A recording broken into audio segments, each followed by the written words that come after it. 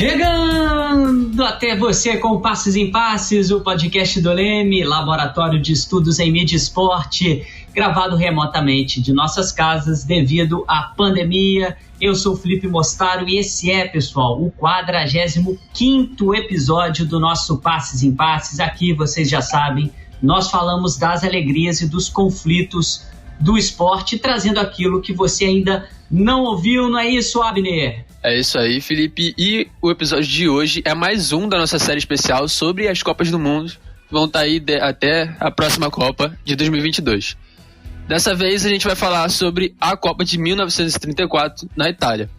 E você que ainda não ouviu os nossos episódios, é só acessar lá nas plataformas iTunes, Spotify, Deezer e várias outras. Não deixe de seguir o nosso podcast nessas plataformas para receber uma notificação sempre que publicarmos um novo episódio. Maravilha, Abner. E hoje nós temos o prazer de receber o professor, doutor e mestre em História Comparada pela UFRJ e também comentarista da web rádio Esporte Metropolitano, Eduardo Gomes. Tudo bem, Eduardo? Um prazer receber você aqui para falar de uma Copa que é pouco falada na imprensa brasileira, mas tem muita coisa importante para a gente falar sobre essa competição, não é mesmo? Olá, Felipe, olá, Abner, olá a todos do Leme, todos que estão nos ouvindo aqui hoje, né? Primeiramente, queria agradecer o convite, né? A oportunidade de estar aqui para a gente conversar um pouco sobre essa Copa do Mundo, né? Que é a Copa de 34. E, de fato, é um torneio que é menos falado, até pela participação brasileira, que foi bem curta nessa Copa, né? Durou apenas um jogo, mas que tem várias questões de pano de fundo que estavam envolvendo ali tanto o esporte nacional como internacionalmente, que são importantes a gente destacar naquele contexto ali dos anos 30. Né? Estão aqui com a gente também o nosso diretor Fausto Amaro e o nosso editor Léo Pereira. Muito obrigado pela presença de vocês no nosso programa. Depois dessa preleção, vamos começar o jogo. Em 1934, 4 anos após a primeira edição da Copa do Mundo, o futebol ganhava cada vez mais força e consolidava sua popularidade. O esporte já demonstrava sua capacidade de proporcionar grandes emoções e mobilizar um grande número de pessoas. Na Copa de 1934, o governo italiano enxergou no esporte um potencial de demonstração de força através do êxito esportivo, o que fez o torneio ter uma ligação crucial com o momento político que era vivido até então. No país sede, a Itália, o fascismo cravava suas garras nas raízes do futebol. Mussolini investiu numa infraestrutura muito forte, construindo 3 estádios para a competição. E atletas com descendência italiana que se destacavam na América do Sul, por exemplo, também foram contratados, né, ou investimentos aí de Mussolini. Um dos exemplos é o brasileiro Filó, filho de italianos, que jogou a Copa do Mundo pela Itália e lá era conhecido como Guarizzi, assim como Átilo De Maria e Luiz Manti, que chegaram a disputar a Copa de 1930 pela Argentina. O Filó não disputou a Copa de 30 pelo Brasil, porque na época ele jogava pelo Corinthians e, como você já acompanhou no nosso episódio sobre a Copa de 1930, teve uma disputa aí entre a Federação Paulista e Carioca e os jogadores paulistas não disputaram essa competição pelo Brasil. Já no Brasil, no período entre a primeira e a segunda Copa, é inaugurado no Rio de Janeiro a Estátua do Cristo Redentor, o carnaval é oficializado pelo Estado e entra para o calendário turístico da cidade e, é claro, o futebol também passa a integrar o cotidiano de diferentes esferas da sociedade, se tornando aí um popular fenômeno de massas. O futebol, já muito popular, começa a ser visto pelos governos da época como um possível símbolo da identidade nacional brasileira. Em conjunto com o ideal político da época, se desenha aos poucos algumas das faces culturais do país que nós conhecemos hoje. Pois é, né? Além disso tudo que você comentou e mais outras coisas que o Eduardo vai falar daqui a pouquinho pra gente, nós começamos a ter, nesse período entre a Copa de 30 e 34, as primeiras transmissões esportivas do rádio, o que ajudou a popularizar e muito o esporte pelo Brasil, criando aí os primeiros ídolos do futebol brasileiro. Então, nesse período, né, o futebol brasileiro também passou por um intenso conflito entre a Confederação Brasileira de Desportos, a CBD, entidade que defendia o amadorismo no esporte, e a Federação Brasileira de Futebol, a FBF, que defendia a sua profissionalização. Nesse período, entre as Copas de 30 e 34, vai se desenrolar o processo de profissionalização do futebol no Brasil de uma forma bem atribulada e recheada de conflitos. O futebol brasileiro vai vivenciar um verdadeiro cabo de guerra pelo comando do esporte, já que havia divergências entre dirigentes e até mesmo entre as entidades. Eduardo, sei que é difícil resumir isso porque tem vários pontos aí importantes, né, sobre essa profissionalização, mas impactando aí diretamente na Copa de 34, né, quais as consequências, né, dessa briga entre CBD e a FBF nesse início dos anos 30 para a competição em 1934? Então, Felipe, esse é um tema que é muito importante para a gente entender até como depois o futebol brasileiro vai encontrar uma ideia de unidade. Isso vai começar a ser mais concretizado nas Copas do Mundo na Copa seguinte, né? Na Copa de 38 a gente começa a perceber o que o Brasil pode oferecer de melhor, entre aspas, em termos de selecionado, em termos de equipe, até porque essas confusões ou disputas de bastidores vão estar, entre aspas, também mais resolvidas, exatamente porque vai passar um pouco desse período ali de turbulência, né? Em 30, como vocês já destacaram, a gente teve essa questão das disputas e tensões de poder entre as federações do Rio e de São Paulo. E em 34 a gente já tem um processo mais amplo que já tinha se iniciado pelo menos desde os anos 20, mas que a partir de 33 vai se consolidando, vamos dizer, de forma oficial, né? Que é o processo de profissionalização do futebol, né? Isso foi parte do meu tema de pesquisa do mestrado, e na época das investigações eu fui me deparando com várias questões que abrangeram assim, temas que a priori não eram meus objetivos na pesquisa, mas que eu vi que eram importantes para entender esse tema do profissionalismo em si, porque já existia uma pressão, entre aspas, para se concretizar um processo de profissionalismo no futebol brasileiro, mas, ao mesmo tempo, isso vinha muito pelas questões externas, né? A gente já tinha um processo de profissionalismo acontecendo em países vizinhos como a Argentina e o Uruguai, que tinham sido, inclusive, os finalistas da Copa de 1930. A gente já tinha tido algumas influências, inclusive, desses países, desse profissionalismo chegando aqui, fazendo com que alguns dos nossos jogadores migrassem para atuar nesses países vizinhos. Outros jogadores brasileiros estavam, inclusive, já tinham tido possibilidades de atuar em clubes europeus também, onde o futebol já se colocava como futebol profissional. Então, esse debate do ganhar para jogar, ou seja, você profissionalizar no sentido de transformar o futebol em uma atividade rentável, no sentido de enquanto um trabalhador mesmo legal daquela profissão, isso já vinha acontecendo em alguns lugares, e esse debate estava chegando no Brasil, né? Desde os anos 20, pelo menos, a gente já tinha aquele chamado amadorismo marrom, né? Que era onde os jogadores ganhavam dinheiro, mas por debaixo dos panos, na calada da noite, de uma forma não oficial. Aquele evento do time do Vasco da Gama, que ganha o Campeonato Carioca em 1923, é um ponto muito importante nesse debate, né? Porque ali, para além das questões sociais, raciais, que geram vários temas para a gente aqui debater, existe uma questão que está intrínseca a esse processo de profissionalismo que já se desenvolvia, né? Tem alguns bons trabalhos já desenvolvidos academicamente no âmbito do jornalismo também acerca desse tema, né? E ali aquele cenário do Vasco da Gama de 23, a exclusão do Vasco da Liga do Carioca no ano seguinte pelos principais clubes que ainda defendem o amadorismo, é uma explicitação de uma negação naquele momento ao profissionalismo, que uma década depois já começa a ter um outro lado, já começa a ter uma visão de defesa. E aí que entra a questão que eu fui me deparando, né, dialogando com alguns autores do meio acadêmico que problematiza a temática, né, como Maurício Drummond, Denaldo de Souza, João Malaya, dentre outros.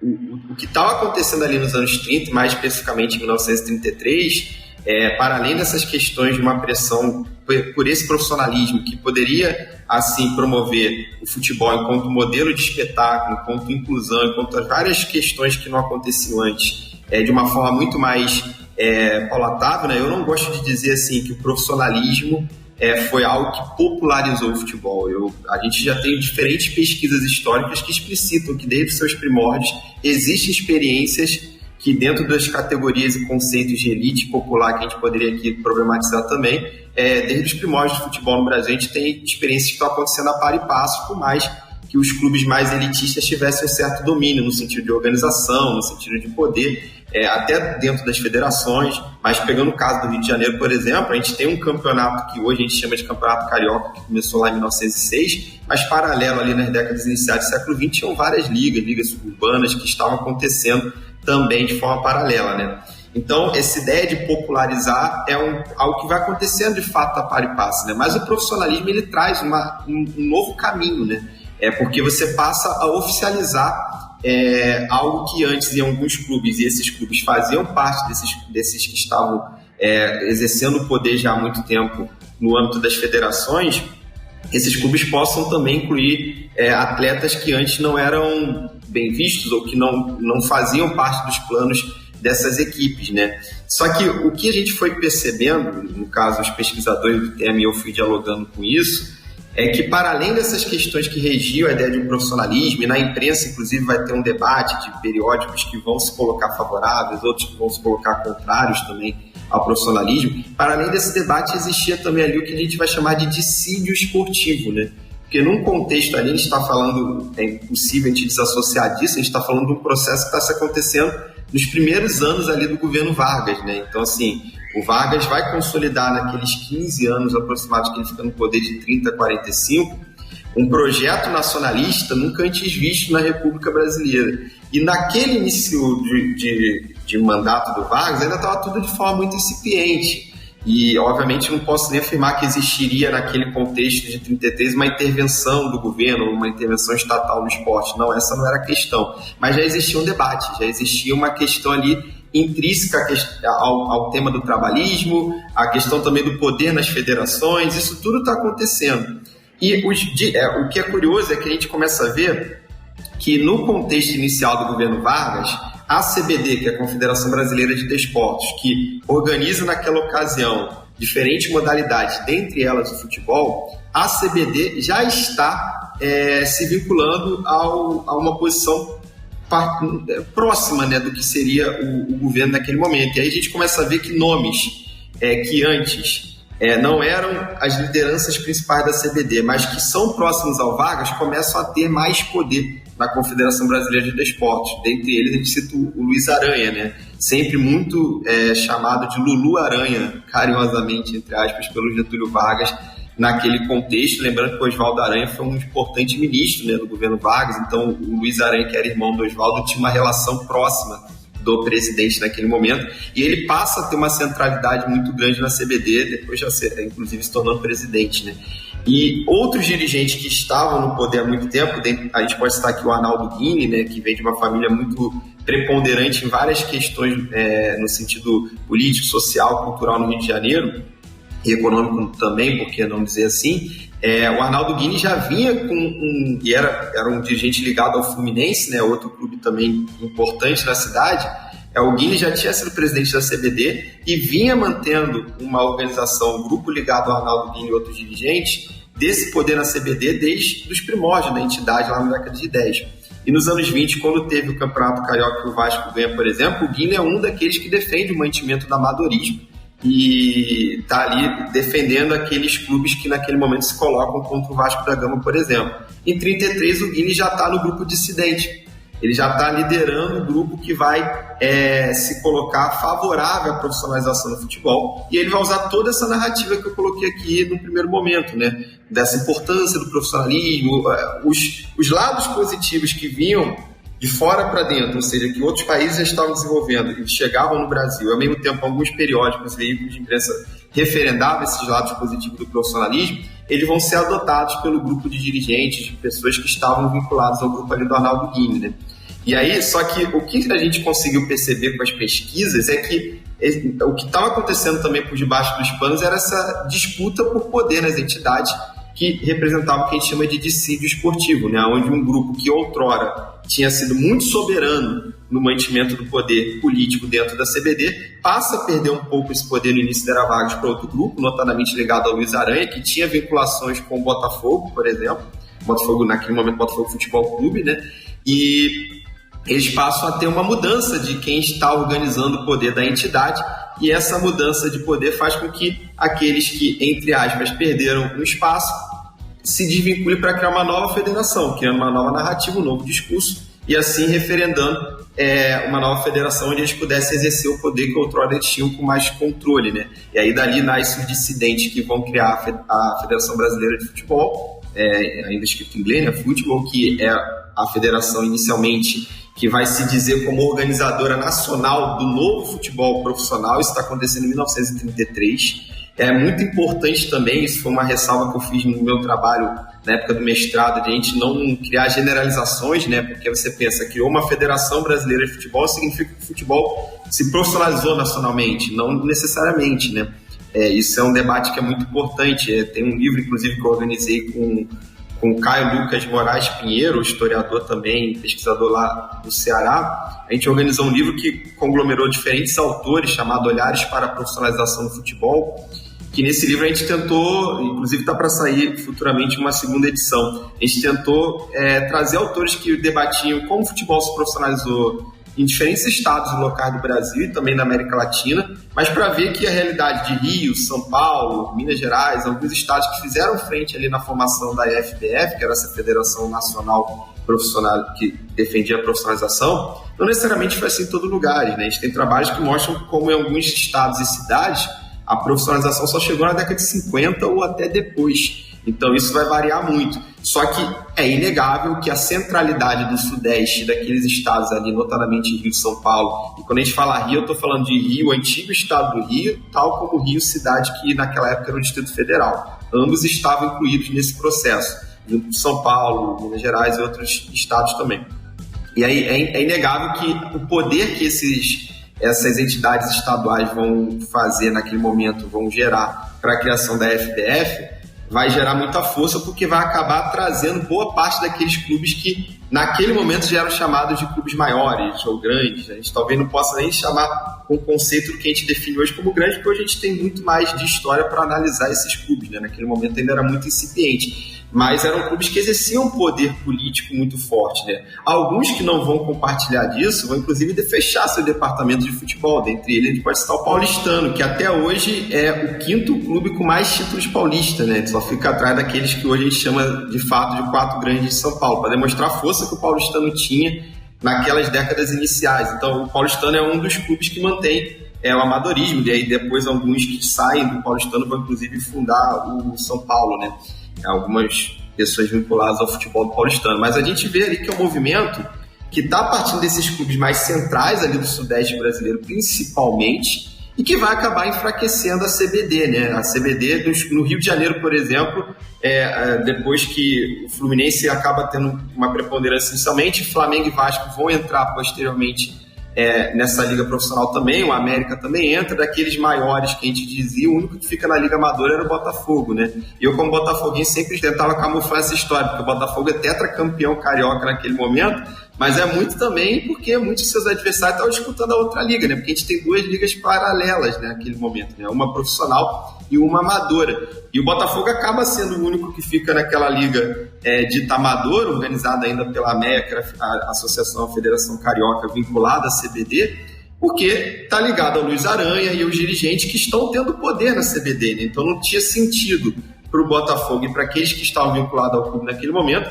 se desvincular do profissionalismo. Então aí nesse parâmetro a gente consegue perceber que mais que um discurso de defesa ou crítica do profissionalismo em si, a gente tinha também ali um parâmetro de disputa de poder, né? Então se eu estou aqui numa posição favorável, assim como o Fluminense e o Arnaldo Guilherme estava em 23, por exemplo, por que eu vou deixar essa posição para assumir uma liga dissidente? E aí essas disputas estão acontecendo. Como isso vai influenciar na Copa do Mundo, né? Assim como em 30 a gente teve essa disputa de paulistas e carioca, agora a gente tem a disputa dos profissionais e dos amadores.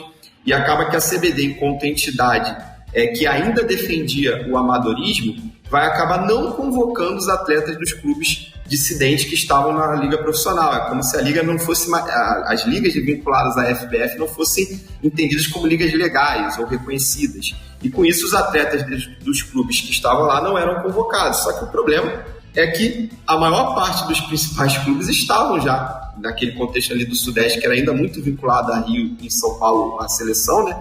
A maior parte dos clubes já estavam na liga profissional. E com isso prejudicou completamente a formação desse selecionado, né? A gente vê no início de 34, quando está tendo os debates, isso na imprensa, os debates no Jornal dos Esportes, no Brasil, à noite, entre outros periódicos, a gente consegue identificar na pesquisa que está tendo um contato, um diálogo para tentar criar uma coesão e uma concordância para se convocar os atletas como um todo.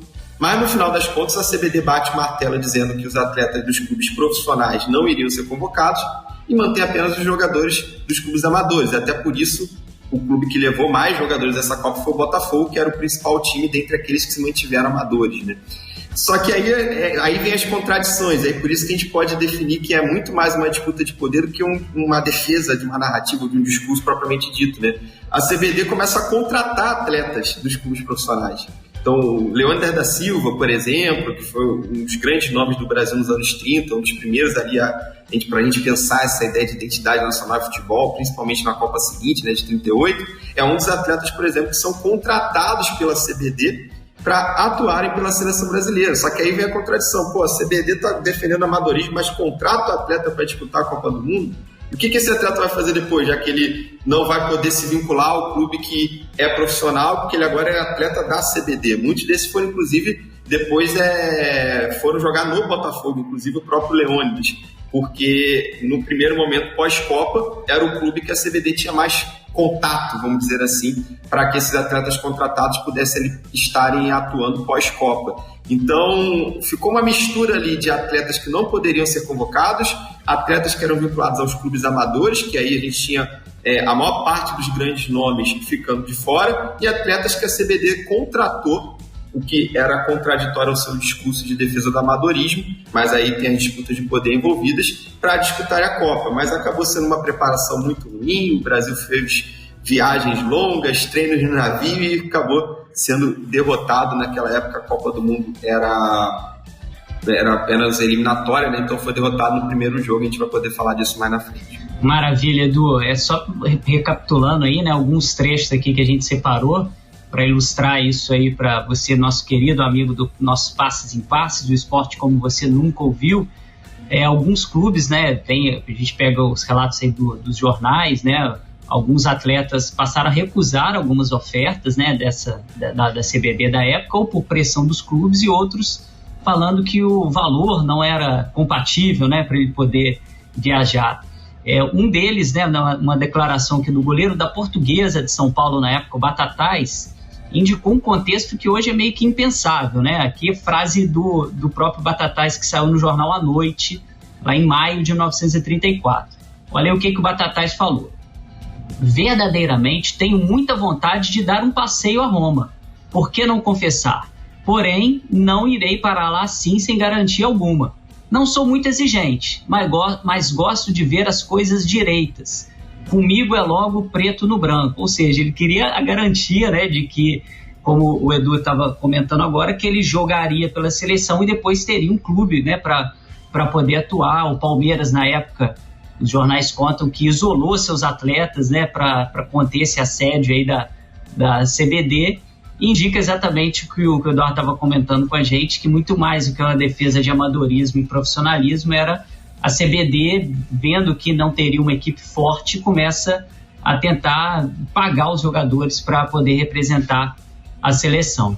Pois é, e no meio dessa polarização de posicionamentos aí sobre a profissionalização do futebol, a imprensa ela parece também ter uma participação importante na disputa, né? Principalmente porque tinha alguns interesses que estavam ligados a alguns desses dirigentes das federações, né? Sabendo disso, Eduardo, que papel você acha que a imprensa ela desempenhou nesse processo de preparação do futebol brasileiro para a Copa do Mundo? Então, Abner, foi um papel fundamental, assim, porque nesse processo da defesa ou não de um futebol profissional, alguns veículos de imprensa, eles, notadamente os periódicos daquele momento, mas no desenvolver da caminhada também nas rádios, eles se colocaram diretamente contrários ou favoráveis à narrativa de você defender aquele profissionalismo naquele contexto, né? E óbvio que tinha um interesse. A gente consegue ver também essas disputas de poder nos interesses que cada veículo tinha, né? A gente, quando faz a pesquisa de uma análise de discurso nas fontes, muito importante a gente saber a questão do editorial, do jornal e tudo mais. Só que uma questão que, para quem pesquisa esporte no sentido histórico e utiliza-se de fontes de imprensa, que, como é o meu caso, na minha trajetória, o esporte, muitas das vezes, ele sempre foi presente em veículos de posicionamentos ou de ideologias diferentes, de uma maneira que parecia ser muito similar às vezes. Isso gerava até um debate, né? Eu vou dar um exemplo, eu também tive uma trajetória de pesquisar muito o futebol na Colômbia, né, que é um país vizinho do Brasil, e na Colômbia a gente sempre teve uma demarcação muito forte de imprensa do Partido Liberal e do Partido Conservador, que historicamente até a primeira metade do século XX, pelo menos, eram os partidos principais do país, né? E aí você via que tinha divergências nos editoriais dos periódicos que eram conservadores ou liberais, mas quando se falava do futebol, se falava do esporte, era a mesma coisa. Nesse caso do Brasil, em 1933 para 1934, a gente consegue ver diferença também na questão do editorial do esporte. Isso é muito importante, né, para vincular ao que estava sendo proposto ali como discurso naquele momento, né? O Jornal do Brasil, por exemplo, ele vai entrar quase que no embate com o Jornal dos Esportes, que acaba já se tornando, naquele momento, o principal veículo de difusão na imprensa escrita ali sobre esporte naquele momento, naquele contexto dos anos 30, né? O Jornal do Esporte do Rio de Janeiro, que acaba se tornando o principal veículo também a nível nacional em vários contextos. E o Jornal do Esporte, desde os primórdios, se colocava favorável ao profissionalismo, só que aí a gente via, notadamente, a partir das lideranças que defendiam o profissionalismo que estavam vinculadas à FBF, que existia um espaço de escrita e voz no Jornal do Esporte muito grande. O Arnaldo Guilherme era um deles. Então isso ficava muito claro desses discursos que estavam presentes ali na mídia e que no Jornal do Esporte referendava a questão do profissionalismo de uma maneira exacerbada às vezes. E o Jornal do Brasil sempre se colocou como um jornal ali que estava defendendo no primeiro momento ideais de alguns nomes vinculados ao governo Vargas. Dentre eles era um jornal muito próximo à família Aranha, por exemplo, do Luiz Aranha e do Oswaldo Aranha, e ele vai dar voz a essa galera que estava defendendo o mantimento do amadorismo na CBD. Então fica ali um cabo de guerra mesmo, principalmente entre esses dois periódicos, mas que outros também vão se materializar com o tempo, né? A maior parte naquele momento defendia já o profissionalismo, mas a força do Jornal do Brasil ainda era muito grande, né? Porque estava vinculado a uma ideia do Estado, do governo, e que de alguma maneira passava uma mensagem quase de oficial, de narrativa oficial, porque tinham nomes do governo, naquela ocasião do governo Vargas, que escreviam diretamente no Jornal do Brasil, né? Então, a importância da imprensa foi para difundir esses ideais, esses dois grupos, né, dissidentes que estavam acontecendo ali. Esse dissídio estava muito explícito, estava muito presente, mas dentro do âmbito de quem vivencia o campo esportivo, né? Para levar para um público maior, essa narrativa escrita nesses periódicos foi muito importante, até para criar uma defesa ou crítica a esse processo de profissionalização. E o que era escrito no Jornal do Brasil, no Jornal dos Esportes, principalmente esses dois, como eu disse, era muito referendado para quem queria criar argumentos, né, de ou defesa ou ataque ao profissionalismo no futebol. Outros nomes, por exemplo, como o Lorival Fonte, que eu vou falar um pouco mais na frente também dele, porque ele tem uma presença muito importante nesse contexto de 34 e dos anos 30 na era Vargas, era um dos caras que mais escreviam no Jornal do Brasil. E o Lorival Fonte acaba sendo o chefe da delegação brasileira na Copa de 34. Então, assim, desvincular a política do futebol nesse contexto de disputas era impossível. Quanto mais eu pesquisava, que aí quando eu fui escrever um artigo sobre a Copa de 34, ser parte da minha dissertação, eu lembro de alguns colegas falarem, mas o Brasil nem jogou a Copa de 34 direito, foi a pior participação, teve um jogo. Eu falei, ok, mas tem várias questões de pano de fundo que a gente vai pegando do macro até o mais micro, que a gente vai espremendo igual uma laranja e a gente vai vendo que vai saindo temas, porque a gente vê que são questões que se remetem a um campo esportivo, mas que não estão desassociadas do campo político, do campo social, e que de alguma forma vão influenciar naquele momento. E, sem dúvida alguma, esses veículos foram primordiais para a gente entender esse contexto, seja defendendo ou criticando cada um dos lados. Outra coisa fundamental, né, para você que está acompanhando aí o nosso Passes em Passes, foi como o Eduardo já comentou, o Brasil foi de navio, foi 2 semanas no navio, e chegou 48 horas antes do jogo contra a Espanha, que foi a primeira e única partida do Brasil nessa competição, e acaba que essa ideia do Brasil não ter se preparado fisicamente acabou refletindo na preparação de 1938, que você vai acompanhar quando a gente falar um pouquinho mais sobre esse programa. Só para a gente já resumir aqui essa participação brasileira, né? O Brasil terminou o primeiro tempo perdendo por 3-0 para a Espanha, e aí diminui o placar aos 11 minutos com o Leônidas, e aí teve um pênalti que o Valdemar perdeu aos 17 minutos, quando os jornais, aí, especificamente o Globo, dizia que o Brasil era muito melhor na partida e sufocava o adversário. O Brasil acabou sendo eliminado dessa competição, que, como a gente já sabe, foi vencida pela Itália, dona da casa, o primeiro título da Itália numa Copa do Mundo.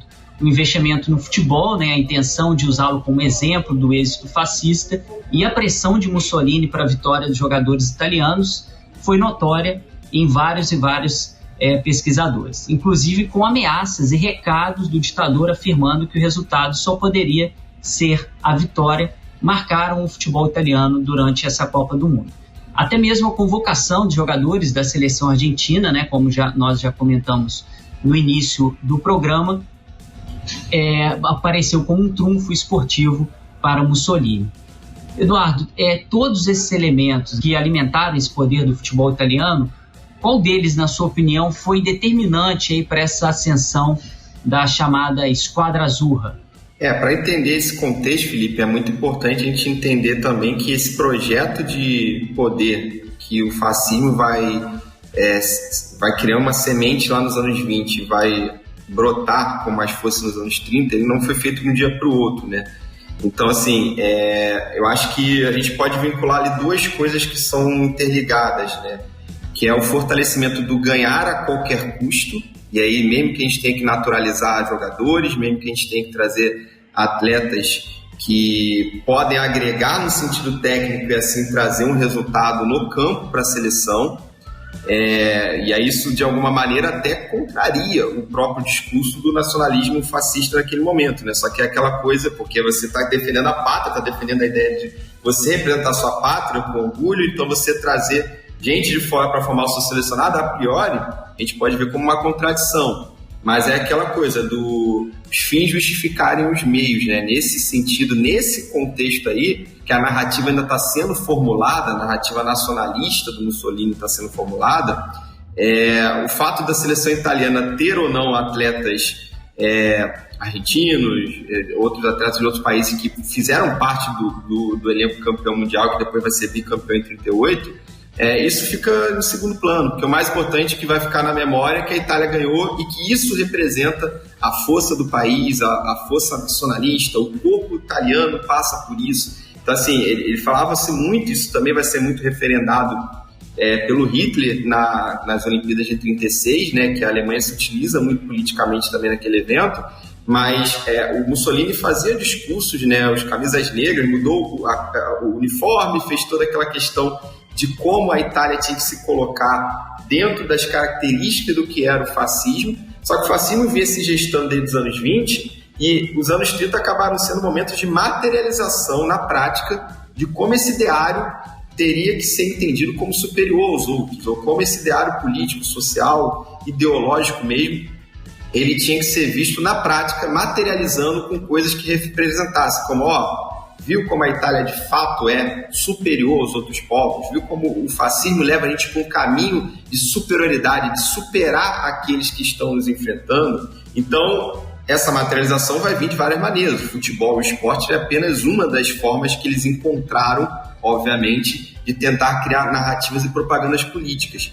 Mas é uma forma importante, porque você faz um evento de proporções globais, a segunda Copa do Mundo e a primeira organizada na Europa, aonde é organizada na Itália, e que os italianos conseguem não só difundir a sua narrativa, como vencerem também o torneio. Então, assim, eu acredito que para a questão do campo, no sentido de o que foi necessário para a Itália conseguir vencer a Copa, essa questão da naturalização do elenco com atletas notadamente sul-americanos que fortaleceram o coletivo italiano, isso foi fundamental e, para mim, primordial para eles conseguirem ser campeões.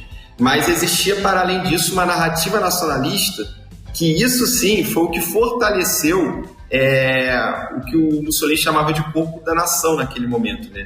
Que era uma ideia de vincular a juventude com o esporte, com questões eugênicas, que o ganhar a Copa do Mundo era apenas como se fosse a cereja de um bolo muito maior, que era esse bolo maior que ele estava querendo representar como se fosse a nação italiana. Mas se não tem a cereja ali para dizer fomos campeões, ele não ia conseguir justificar o bolo todo, o bolo acabasse desmanchando, né? Então ele precisava de alguma maneira. É aquilo que eu falei, os fins justificarem o mesmo. Então monta um time com quem for, mas a gente tem que ganhar a Copa em casa. É inconcebível eu jogando a Copa do Mundo em casa não ganhar, né? Então teve uma mistura aí desse discurso nacionalista que estava se materializando com esse processo da naturalização de atletas. Obviamente, isso a gente está falando do âmbito das narrativas construídas, que vão se fortalecer muito naquele momento na Itália e posteriormente em outros países, lugares que o fascismo vai se adentrando, né, até culminar depois na Segunda Grande Guerra Mundial. Né? Então a gente está ali tendo um contexto de gestação de um totalitarismo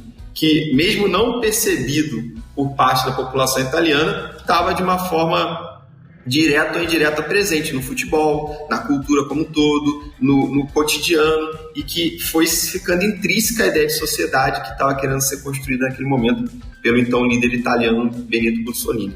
Um outro ponto importante também da gente lembrar, né, foi a preparação física que essa equipe italiana teve, né, a cargo aí do técnico italiano Vittorio Pozzo.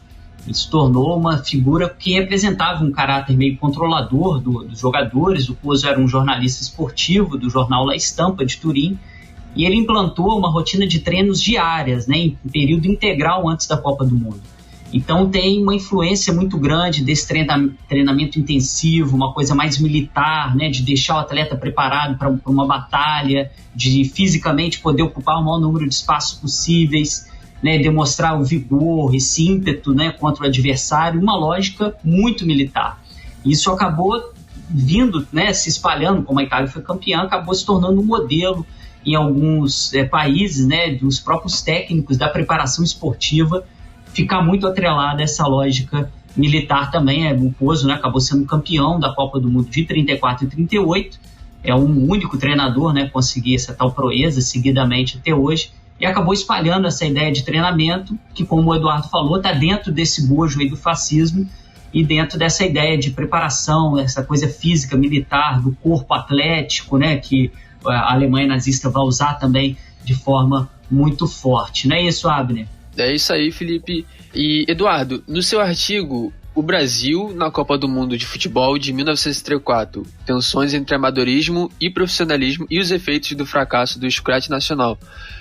Você afirma que no Brasil já é possível perceber aí a construção de um discurso nacionalista já por meio do futebol, mesmo que o país não tivesse ainda alcançado grandes resultados nas duas primeiras edições do Mundial, né? Para você, Eduardo, como que esse discurso ele já começa a se manifestar em 1934?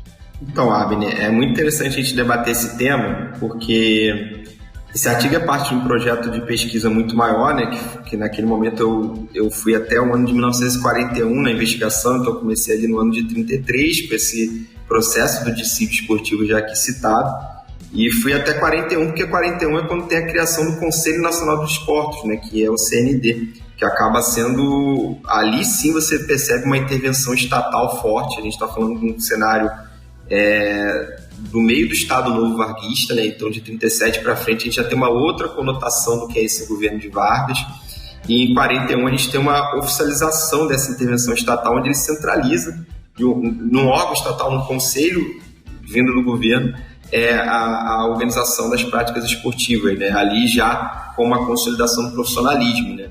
Só que apesar de ter sido em 41, essa criação do CND está sendo gestada pelo menos desde 37, quando a gente teve ali meio que vamos dizer, o selar a paz entre os grupos dissidentes nesse processo que se iniciou em 33, e a partir de 37 a gente teve a oficialização definitiva, pelo menos nesses locais onde já tinha campeonatos da FBF, de um campeonato que fosse 100%, de um caminho que fosse 100% profissional, né? Isso inclusive vai criar uma unidade nacional maior no futebol, prevalecendo até a Copa de 38, que vocês com certeza vão debater em outro episódio aqui.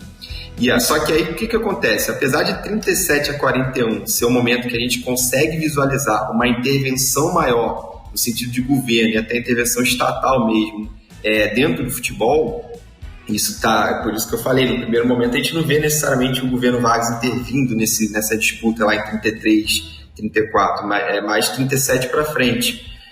Entretanto, a gente consegue ver já alguns discursos sendo colocados. E aí a Copa de 34 ela acaba sendo um espaço muito forte para isso, porque o Getúlio Vargas, isso teve o dedo dele sem dúvida alguma, foi um dos nomes que indicaram o Lorival Fonte para ser o chefe da delegação brasileira naquela ocasião no torneio, né? O Lorival Fonte ele tem uma preponderância muito forte assim durante boa parte do governo Vargas, porque ele era primeiro um ideólogo assumido do fascismo, né? No primeiro momento a gente sabe que o governo Vargas acaba sendo muito camaleônico, né? Vai se adaptando e mudando muito seus olhares e perspectiva no decorrer dos anos, né? Até por ter ficado tanto tempo no poder, né? O Getúlio, mas teve um momento de diálogo. O nacionalismo varguista teve um momento de diálogo com as políticas fascistas, isso diferentes bibliografias acadêmicas referendam, onde o Lorival Fontes acabou sendo um dos maiores ideólogos ao trazer essas narrativas para cá, né? Inclusive, ele é um dos intelectuais criadores do DIP, né? Que no Estado Novo Varguista, o Departamento de Imprensa e Propaganda, acaba sendo o órgão central ali no sentido de controle mesmo e em alguns momentos até censura do que vai ser ou não divulgado por veículos de imprensa. Então, o Lorival Fontes ele tinha esse posicionamento importante dentro de um governo que estava se gestando como um governo que queria criar uma imagem de nação, né? A gente sabe que a ideia de nação brasileira ela está sendo reformulada a todo momento, né? Inclusive, a gente falar de futebol e identidade nacional, a gente vai ficar aqui falando anos. O Felipe tem um trabalho maravilhoso sobre o tema e a gente hoje está, inclusive, quando fala sobre a relação seleção brasileira e população brasileira hoje, a gente tem um discurso que é diferente de 20 anos atrás, diferente também do que era nos anos 30. Entretanto, o que a gente pode analisar no período republicano, pelo menos pegando só a República até a Era Vargas, é que esses discursos eles foram se acalorando, a ideia, pelo menos, de construção de narrativas nacionalistas foram se efervescendo em diferentes espaços intelectuais e tudo mais, mas em nenhum contexto a gente teve tanta força até então como na Era Vargas. E essa narrativa varguista, que vai depois dialogar com uma ideia de nação referendada por vários autores, e na intelectualidade a gente pode citar Gilberto Freire, no jornalismo esportivo Mário Rodrigues Filho, por aí vai, essa noção narrativa do que a gente vai chamar de nação, ela começa a ser pensada de várias formas ali no início dos anos 30. Não necessariamente vai ser uma coisa uniforme, que quando chegar no Estado Novo vai ser a mesma coisa que o Lorival Fontes estava falando. Não, como eu falei, a própria ideia do Vargas, enquanto tipologia de governo, vai ser mudada a todo momento, né? O Vargas, ele em vários momentos vai se adaptar às realidades e às lideranças que ele tinha que dialogar mais ou menos, né? Só que a indicação do Lorival Fontes em 34 para ser o chefe da delegação brasileira, sem dúvida alguma, tinha a ver com o que o governo naquele momento estava pensando enquanto discurso de nação, que, repito, de 37 para frente vão ter diferenças, vai ter mudanças, vai ter outros olhares narrativos sendo construídos, e aí a gente vai ter uma perspectiva de nação dali para frente no Estado Novo Varguista que se diferencia um pouco do início dos anos 30, mas que em 34, sem dúvida alguma, já tinha ali um dedo que estava querendo ser o quê? A representação de que não, a gente tem que tentar pelo menos entender o que está sendo feito na Itália, entender o que é esse discurso nacionalista, esse discurso fascista, e tentar pensar acerca do que como isso pode ser implantado no Brasil. E o Lorival Fontes, como eu falei, ele tinha um espaço muito forte no Jornal do Brasil, né? Então eu tive a oportunidade de pegar diferentes escritos dele no Jornal do Brasil naquela ocasião, que o Brasil, mesmo tendo sido eliminado no primeiro jogo para a Espanha, acaba sendo eliminado e depois vai fazer alguns amistosos pela Europa até retornar ao Brasil novamente, o selecionado naquele momento.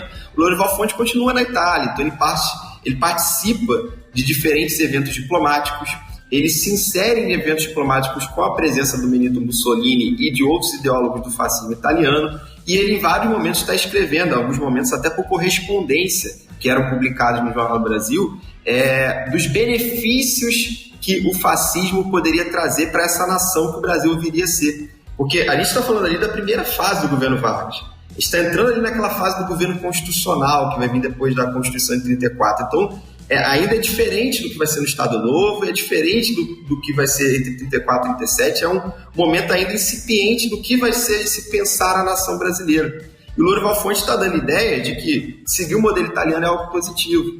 E tem essa questão que o Felipe já destacou aqui, da militarização. Ele fala como essa ideia de construir um corpo da nação por parâmetros eugênicos, militares, era algo que era visto como positivo. A gente vai ter, por exemplo, na Era Vargas, que é criado a primeira escola de educação física do Brasil, que é da FRJ, naquela ocasião a Universidade do Brasil, que nos seus primórdios tinha no seu seio um parâmetro militarizado por extremo. Então, assim, era uma ideia que vinculava práticas corporais, eugenia e parâmetros militares, né? Isso estava muito vinculado à ideologia fascista. E o Lourival Fonte vai jogando isso na imprensa e nos documentos que ele escreve como algo positivo, algo a ser seguido. Repito, posteriormente, o Vargas se afasta desse discurso.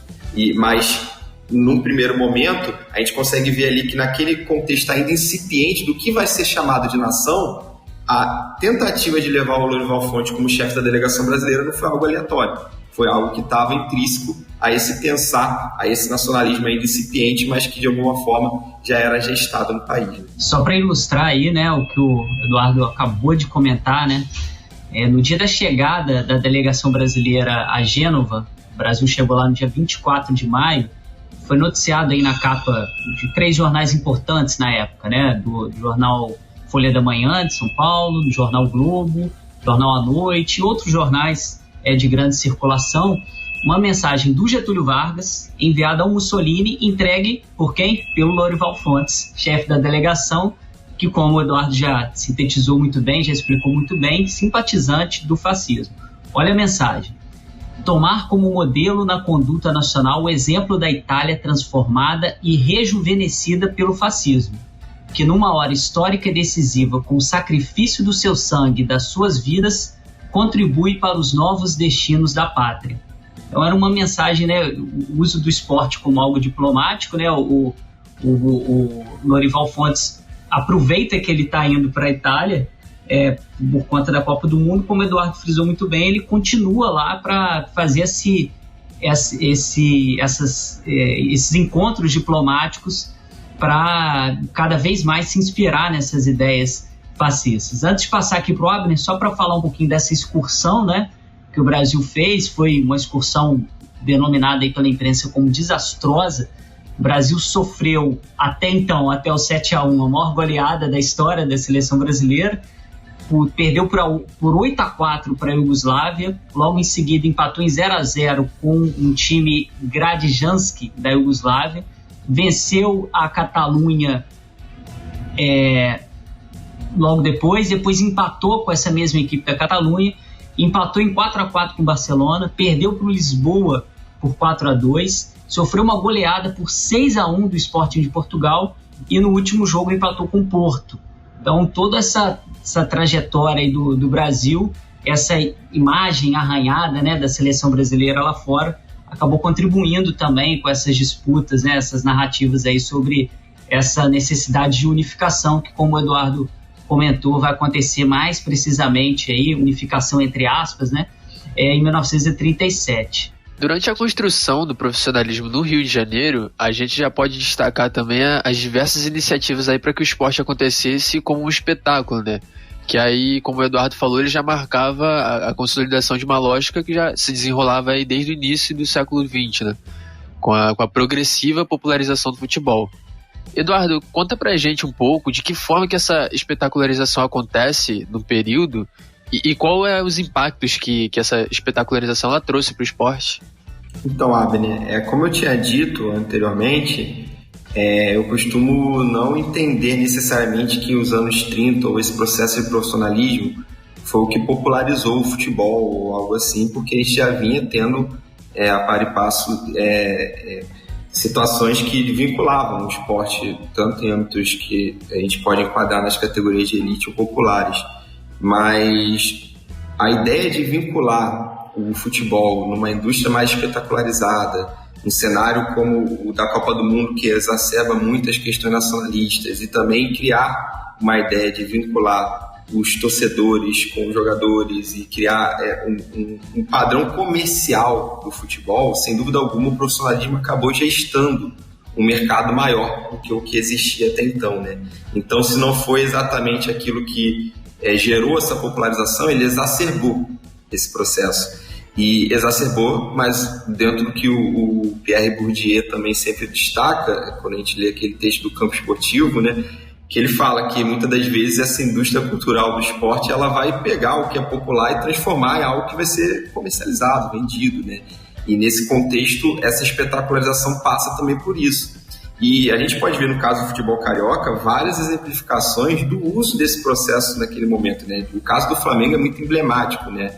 Tem uma tese de doutorado do professor Renato Coutinho, né, que é professor da Universidade Federal Fluminense, que é maravilhosa para pensar esse tema, né, porque ele pensou exatamente, o objeto de estudo dele exatamente era pensar por que o Flamengo tem a maior torcida do Brasil, né? Então, assim, no senso comum, quem não é pesquisador do campo pode talvez vincular, não, isso deve ter sido, sei lá, os títulos da Era Zico, algo do tipo, mas não necessariamente era isso. Porque a gente vai nos anos 30 e 40, a gente já consegue visualizar que o Flamengo já tinha uma torcida muito maior do que a dos outros naquele contexto, né? E o Flamengo era, no primeiro momento, um clube de elite, tanto quanto o Fluminense, como o Botafogo. Então, o que fez criar essa popularização? Aí o Renato demonstra no livro dele que nesse momento de espetacularização, o Flamengo vai ser o clube que melhor vai conseguir, na gestão do Padilha, né, que foi presidente ali nos anos 30, que melhor vai conseguir se vincular ao discurso nacionalista que tinha, por exemplo, na era Vargas, né?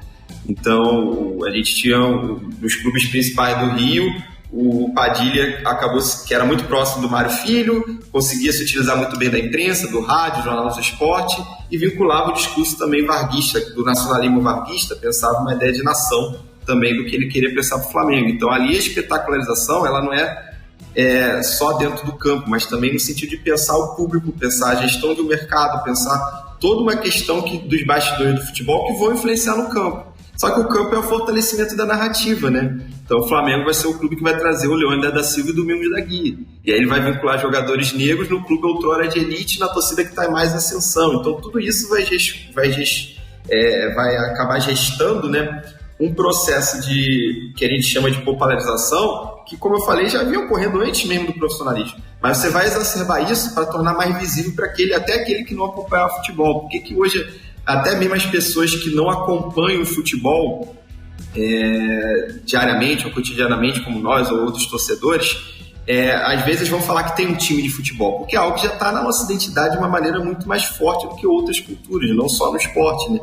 Mas nos anos 30 não necessariamente era assim. E aí esse processo de espetacularização vai fazer com que o futebol comece a caminhar dos anos 30 para frente para um patamar nunca antes visto na cultura nacional, né? Obviamente, a gente vai ter um discurso e narrativas construídas de autores como o próprio Mário Filho, que depois vai, com seus escritos e trabalhos na década seguinte, lançar o negro no futebol brasileiro, o próprio Gilberto Freire, que aí, quando vocês falarem de Copa de 38, vai ter muita coisa para falar dele. Esses caras vão acabar referendando discursos nacionalistas que estavam presentes numa ideia de nação que o Vargas estava defendendo naquele momento, e que, quando você olhava para alguns elementos culturais, dentre eles o futebol, você conseguia ver um espelho daquilo tudo, né? Então a ideia de nação estava se espelhando no futebol e vice-versa, e isso acabou sendo um processo que vai culminar nesse modelo de espetacularização do evento, né? Você transformar o futebol em espaços que vão ter estádios maiores, e aí vão ter torcidas maiores, vão ter públicos maiores, cobranças também maiores com o tempo. Isso tudo vai ser um processo que vai acontecendo paulatinamente. Óbvio que a gente não pode ser anacrônico, comparar a questão da torcida, dos estádios com o que a gente tem hoje das arenas, é um debate completamente diferente, mas que, de alguma forma, esse espetáculo dentro da indústria cultural do futebol acaba sendo gestado, no caso do Brasil, dos anos 30 para frente, e também sem criar generalizações, que é o que eu sempre falo, né? A gente quer estudar, tem que estudar cada caso, né? Estudar a realidade nacional somente pelo Rio de Janeiro ou São Paulo é ignorar outros cenários, né? Mas é inegável que naquele momento, falando de uma ideia de nação onde os discursos vinham do Sudeste, aqui vai ser uma porta de entrada para outros locais do Brasil se espelharem ou criticarem, depende da situação, né? Mas é um pouco isso. Vamos fazer uma breve pausa para o nosso quadro Toca a Letra.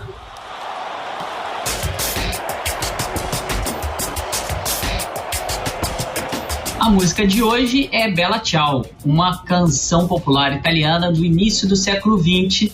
Solta a música aí, Léo. Stamattina mi sono alzato, oh bella ciao, bella ciao, bella ciao, ciao, ciao. Stamattina mi sono alzato e ho trovato l'invaso, oh partigiano, portami via. Oh bella ciao, bella ciao, bella ciao, ciao, ciao, ciao, partigiano, portami via, che mi sento di morire. E se io muoio da partigiano, oh bella ciao, bella ciao, bella ciao, ciao, ciao. E se muoio da partigiano, tu mi devi seppellire e seppellire lassù in montagna. Oh bella ciao, bella ciao, bella ciao, ciao, ciao. Seppellire lassù in montagna, sotto l'ombra di un bel fior. Tutte le genti che passeranno, oh bella ciao, bella ciao, bella ciao, ciao, ciao. E le genti che passeranno ti diranno che bel fior. E questo è il fiore del partigiano. Oh bella ciao, bella ciao, bella ciao, ciao, ciao. Questo è il fiore del partigiano, morto per la libertà. Questo è il fiore del partigiano, morto per la libertà. Questo è il fiore del partigiano, morto per la libertà. Em um contexto social onde a bola rola em conjunto com a política, as práticas autoritárias dos governos nazi-fascistas no período têm influência na Copa, como nós já mostramos aqui ao longo do nosso programa. Bella Ciao frequentemente é cantada em protestos antifascistas, em manifestações de trabalhadores e estudantes italianos e também por torcidas do país. Isso revela uma face do país não tão lembrada quando pensamos no futebol do período fascista. Representando a liberdade e a resistência contra o governo de Mussolini no período, Bella Ciao é uma das canções populares da Itália que marcam a oposição ao autoritarismo e ao fascismo. O seu uso pelas torcidas nos lembra que política e futebol sempre caminharam juntos em nossa sociedade e que a importância do esporte está muito além das quatro linhas. A origem da canção ela é imprecisa, tendo surgido entre o fim do século XIX e o início do século XX, mas se tornando ainda mais popular durante a Segunda Guerra Mundial.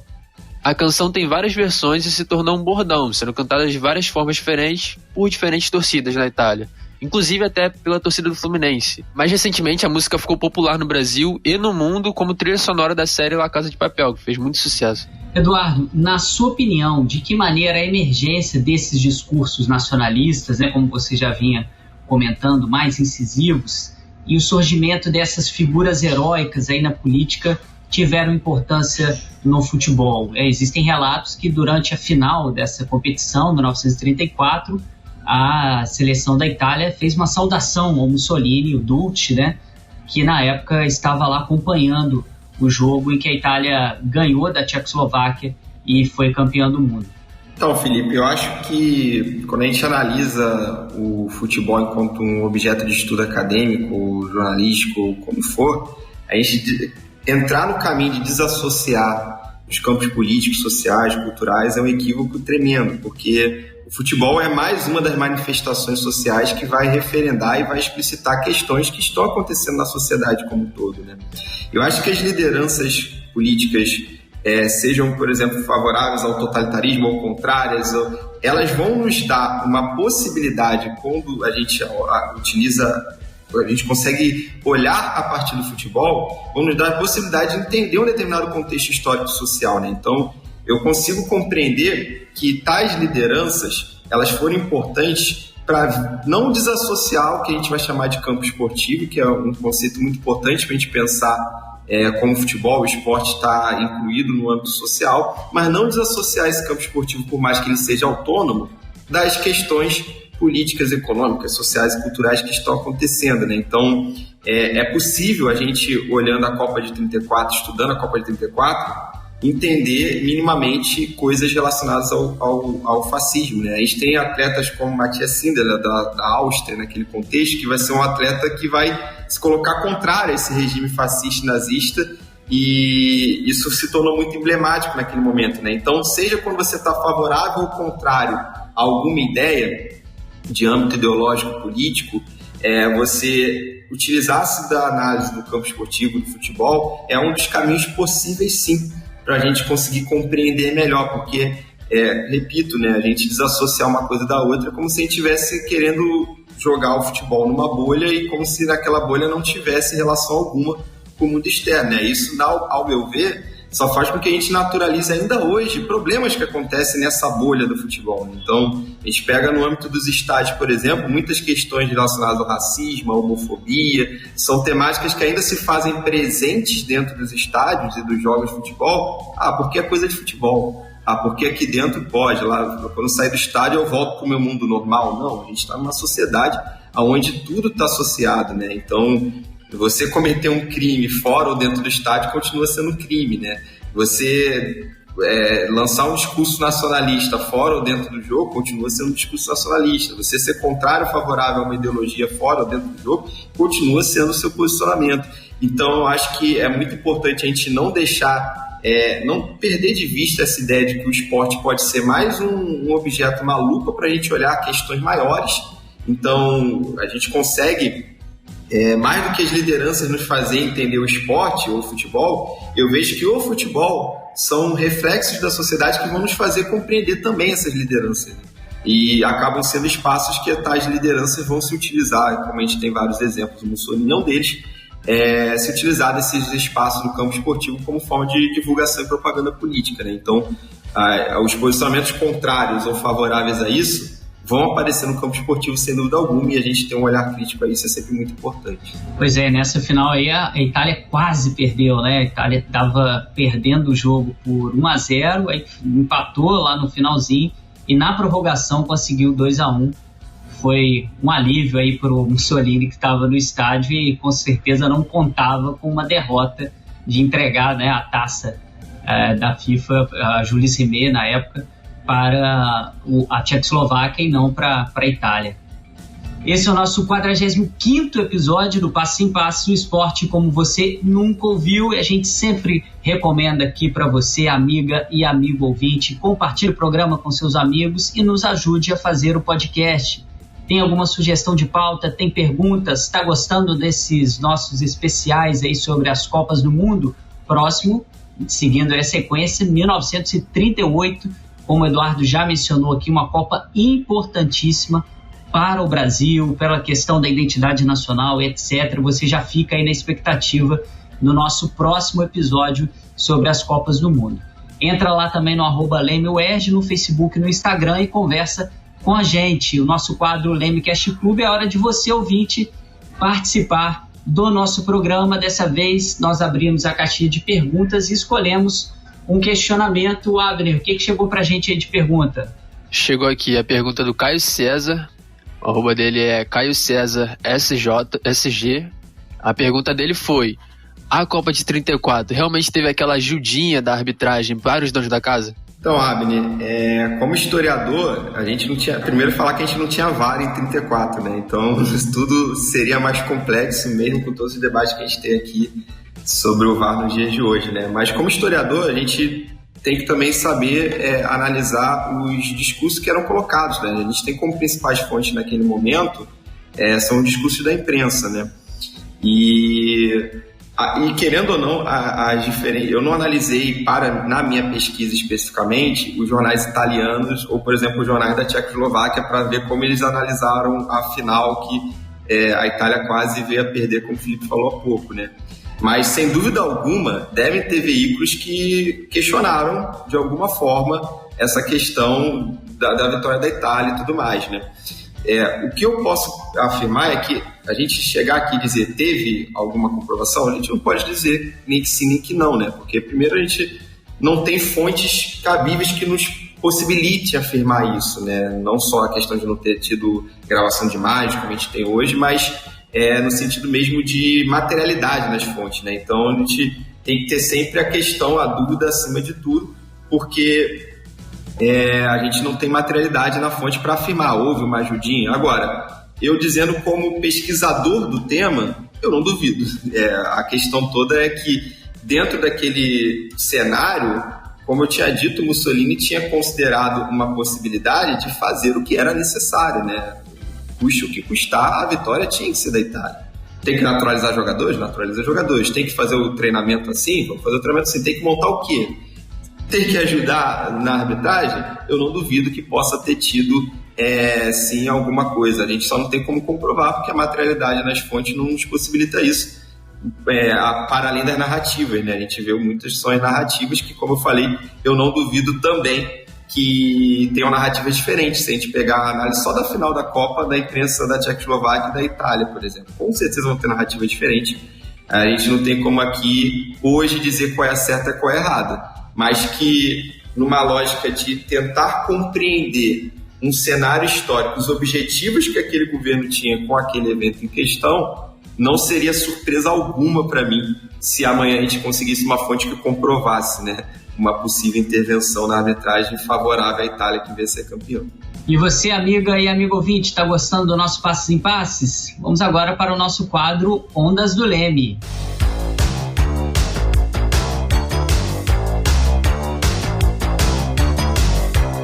No quadro Ondas do Leme, a gente sempre faz uma indicação de livros, de séries, filmes que vão auxiliar você no aprofundamento do tema abordado nesse episódio. Eduardo, você tem alguma recomendação para os nossos ouvintes sobre o tema de hoje? Eu tenho sim, Abner. Eu vou deixar aqui como indicação. Com certeza são autores que sempre devem ser citados ou vão aparecer em outras edições também aqui, mas que eu acho importantes para a gente entender esses cenários dos anos 30 de alguma forma, né? Um é um livro Estado Novo e Esporte, do Maurício Drummond, historiador do Laboratório de História do Esporte do Lazer na FRJ, que faz uma análise ali comparativa do esporte do Estado Novo do Vargas e do Salazar em Portugal, mas quando analisa principalmente essa questão do Getúlio Vargas, a gente consegue perceber ali as relações com outros modelos que naquele momento a gente poderia chamar de autoritários ou totalitários, como os modelos italianos e alemãos do fascismo e do nazismo, né? Então, o Maurício ele tem todo um cuidado na obra dele de relacionar a questão do Estado Novo com o esporte, mas também como outras ideologias, notadamente as ideologias fascistas e nazistas, estiveram ou não presentes, né, naquele contexto ali da era Vargas, que, como eu falei,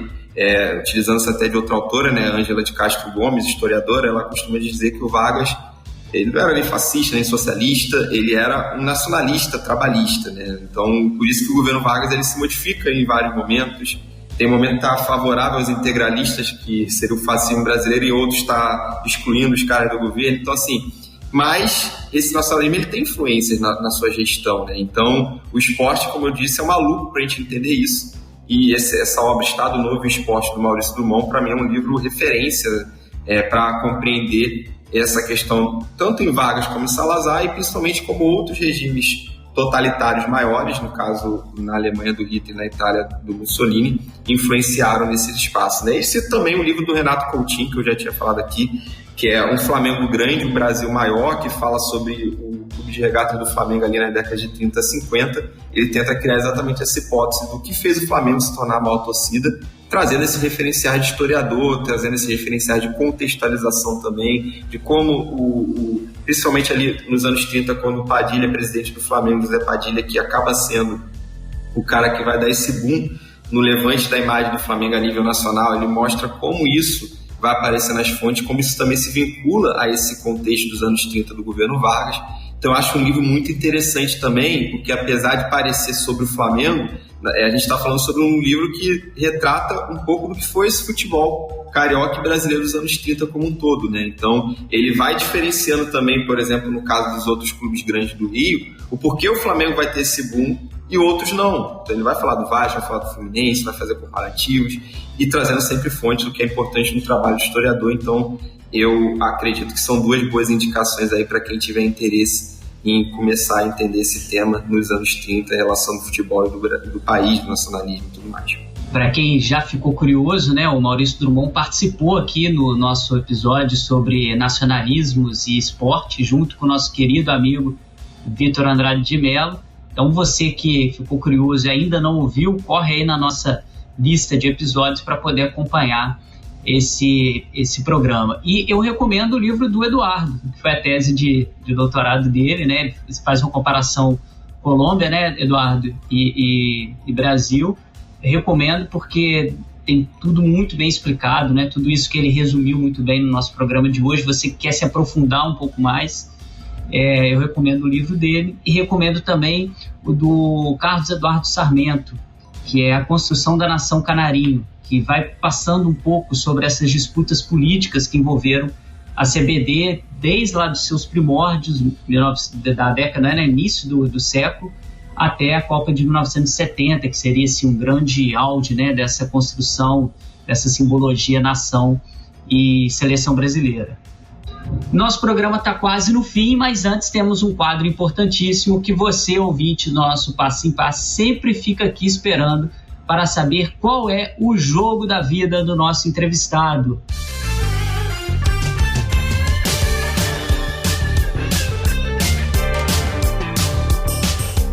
Edu, qual jogo marcou a sua história? Em qual momento do esporte você percebeu e viu que era apaixonado e acabou, né, por influência ou não, levando você a ser um pesquisador da área de esporte, especificamente o futebol? Tem algum jogo marcante assim para você? Tem alguns, na verdade. Primeiro, pensar assim, que eu não lembro de um Eduardo que não seja apaixonado por esporte, notadamente futebol, né? Eu não conheço essa pessoa antes e depois. O Eduardo que eu lembro desde os primórdios já era um viciado em futebol, em esporte. Obviamente isso tem influências diversas, que vem do meu pai, da família, mas que depois foram acabando influenciando diretamente naquilo que identitariamente eu fui me formando, né? Eu tenho 2 jogos que são muito importantes assim, na minha memória enquanto torcedor, quando eu era muito pequeno, e um jogo depois já mais velho, né, que aí acaba sendo muito emblemático pelo momento. 2 jogos que foram ali entre 94 e 95, eu era muito pequeno naquela ocasião, mas a final da Copa de 94 é um jogo muito emblemático para mim, porque é o primeiro momento que eu consigo, ainda muito criança, entender o que é essa ideia de relação futebol e nação. Óbvio que eu não estou tendo ainda a dimensão disso, mas eu estou vendo ali na minha casa todos os familiares, numa reunião, num churrasco, vendo o Brasil ganhar a Copa do Mundo depois de 24 anos, e aí depois é uma festa, né? E aquilo tudo, para mim, que estava sendo uma criança que já estava sendo influenciada a gostar de futebol, foi muito emblemático, né? Eu era muito pequeno, mas já teve um simbolismo muito forte para mim, porque quando eu remeto na minha mente a imagem de quando eu comecei a visualizar essa ideia de identidade, Brasil, amarelinha e Copa do Mundo, me vem a final da Copa de 94. Eu lembro que na decisão de pênalti, eu, meus pais, meu irmão, meus tios, primos, todo mundo de mão dadas, assim, todos os momentos esperando, e ali eu tava... não tinha muita noção do que estava acontecendo, mas aquilo é um imaginário que ficou muito marcante, né? E como sofredor, torcedor do Botafogo, eu tenho 2 jogos que são muito emblemáticos, né? O primeiro é o jogo meu jogo de estreia no Maracanã, em 1995, né? Eu tinha 5 anos, mas foi o jogo que eu fui, que ficou muito marcante. Eu até hoje tenho a camisa que eu comprei na porta do estádio com meu pai para entrar nesse jogo, que foi a semifinal contra o Cruzeiro, 0-0. O Botafogo depois vem a passar para a final e ser campeão nesse torneio, né? E eu vou ser bem sincero, eu não lembro nem muito da festa do pós-título, mas eu lembro claramente de todos os momentos daquele jogo, de como foi entrar no Maracanã, como foi a primeira vez que eu entrei no estádio, quando uma vez chegando, e a gente foi na arquibancada do Maracanã, na época que tinha arquibancada, eu entrando na arquibancada, conseguindo ver o campo. Depois dali em diante foi uma série de vários jogos que eu passei a ir, ainda na infância com meu pai, né? Acabou virando um cotidiano semanal nosso, mas aquilo ali foi muito marcante para eu iniciar o meu processo enquanto torcedor mesmo, né? E já mais velho, o que foi muito marcante para mim, né? Os meus amigos flamenguistas até zoam e falam, pô, você comemora título carioca, mas o título de 2010, né? Porque a gente vinha de 3 vice-campeonatos, e aí da maneira que foi, com Adriano perdendo o pênalti, Jefferson pegando, a cavadinha do louco, aquilo ali foi um grito engasgado que estava há muito tempo, e eu já estava naquele momento já iniciando a minha trajetória, já tinha iniciado a minha trajetória como pesquisador, mas o lado torcedor ainda estava aflorado, né?